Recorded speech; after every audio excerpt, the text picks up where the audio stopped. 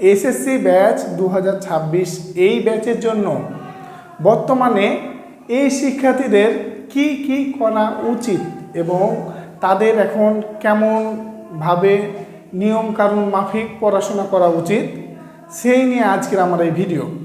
তো আপনারা দেখতে পাচ্ছেন যে এসএসসি 26 এই ব্যাচের জাস্ট এখানে কিছু নিয়ম লিখেছি যে এইভাবে যদি তারা এখন বর্তমানে চলাফেরা করে তাহলে তাদের খুব সুন্দর একটা রেজাল্ট হবে। যদি তারা এর ব্যতিক্রম করে তাহলে তাদের আশানুরূপ ফলাফল আসবে না। সো অবশ্যই তাকে বর্তমানে এইগুলা ফলো করতে হবে।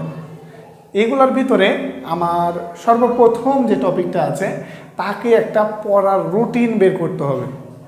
তাকে একটা পড়ার রুটিন বের করতে হবে যে আমি এই টাইমে পড়বো, এই টাইমে আমি ঘুমাবো, বা এই টাইমে আমি এটা করব বা ওইটা করব, মানে নিয়ম মাফিক এই পড়ার রুটিনটা তাকে এখন থেকেই কন্টিনিউয়াসলি ফলো করতে হবে। যদি সে এখন থেকে কন্টিনিউয়াসলি না ফলো করে তাহলে তার ফলাফল মানে অনেক খারাপ হওয়ার সম্ভাবনা আছে, আশানুরূপ হবে না। তো সর্বপ্রথম কাজ যে তাকে কি করতে হবে, রুটিন তৈরি করতে হবে এবং ওই রুটিন অনুযায়ী তাকে এখন পড়াশোনা করতে হবে। এবার আমরা আসি যে তারপরে তাকে রেগুলারিটি মেনটেন করতে হবে। প্রতিদিন যে রুটিন আছে ওই রেগুলারিটি মেনটেন করতে হবে। অর্থাৎ আজকে আমি 15 ঘন্টা পড়ে নিলাম, 14 ঘন্টা পড়ে নিলাম, বা 12 ঘন্টা পড়ে নিলাম, কালকে নাই, পরশু নাই, তরশু নাই, মানে এই আর কি, মানে হচ্ছে আপনার রেগুলারিটি আনতে হবে যে আমি 7 ঘন্টা কি 8 ঘন্টা কি 10 ঘন্টা আমি পড়াশোনা করব। এই 10 ঘন্টার ভিতরে আমি মানে প্রতিদিন আমি পড়ব। এই 10 ঘন্টা বা 8 ঘন্টা 7 ঘন্টা আমি কি করব, প্রতিদিন আমি পড়ব। আমাদের একটা রুটিন অনুযায়ী মানে রেগুলারিটি করতে হবে। একদিনই পড়লাম 15-18 ঘন্টা দিয়ে আমার পরের দিন নাই, তাহলে হবে না। দেন আমার তারপরের কাজটা কি, তারপরের কাজ হচ্ছে যে ফাঁকি দেওয়া যাবে না।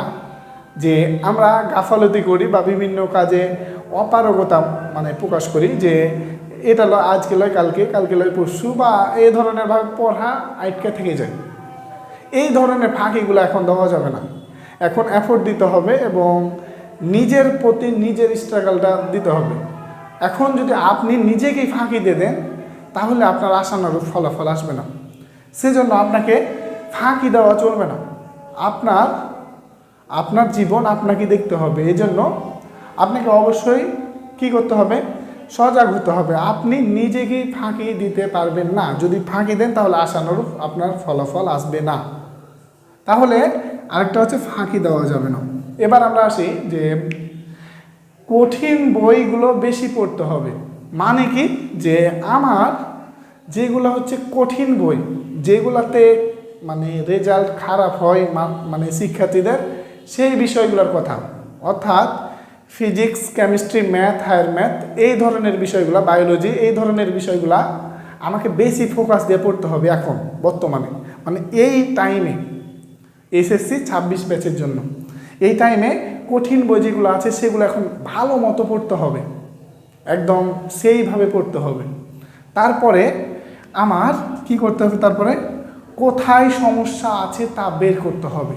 আমার এই কঠিন বইগুলো পড়ে তারপরে কি করতে হবে, আমার সমস্যা কোথায় আছে, আমি কোন জিনিসটা পারছি না এবং আমি আর বুঝতে অসুবিধা হচ্ছে, সেই জিনিসগুলো আপনাকে ঠিক করতে হবে।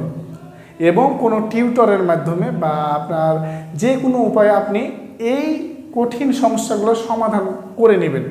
এবং অবশ্যই আপনার বেসিক টু অ্যাডভান্স ক্লিয়ার থাকতে হবে। আপনার বিষয়গুলোতে বেসিক টু অ্যাডভান্স ক্লিয়ার থাকতে হবে। যদি না থাকে তাহলে আপনি পারবেন না। তো আপনার কোথায় সমস্যা আছে তা খুঁজে বের করে আপনাকে সমাধান করে নিতে হবে, সেটা যেই মাধ্যমে হোক। এখনই এই সময় এই সমাধানগুলা বা কঠিন বইগুলো পড়ার সময় কিন্তু বেশি নাই। সময় কিন্তু অপেক্ষা করবে না, সময় চলে আসবে অতি দ্রুতভাবে। সুতরাং আপনার কোথায় কি সমস্যা আছে এটা দেখতে হবে। এবার আপনাকে আরেকটা জিনিস দেখতে হবে, সেই জিনিসটা হলো যে বেশি বেশি পরীক্ষা দিতে হবে। আপনার এখন এই মুহূর্তে আপনার বেশি বেশি করে পরীক্ষা দিতে হবে। আমি একটা চ্যাপ্টার শেষ করলাম বা একটা অনুশীলনী শেষ করলাম, ওই অনুশীলনীর ভিতরে আমার কি কি সমস্যা আছে, প্রবলেম আছে, ওই সমস্যাগুলো ক্রিয়েট করে আমাকে ওইটা কি করতে হবে, পরীক্ষা দিতে হবে। তো ওই পরীক্ষা দিতে গিয়ে আমার যেগুলো হচ্ছে সমস্যা ধরা পড়বে, ওই সমস্যাগুলো আমাকে কি করতে হবে, সলভ করতে হবে। তাহলেই আমার আশানুরূপ ফলাফল হবে এবং একটা ভালো ধরনের একটা ফলাফল আশা করা যাবে, যদি আপনি এখন থেকেই সিরিয়াস হন এবং আপনার পড়ালেখার প্রতি আপনি জোর দিন।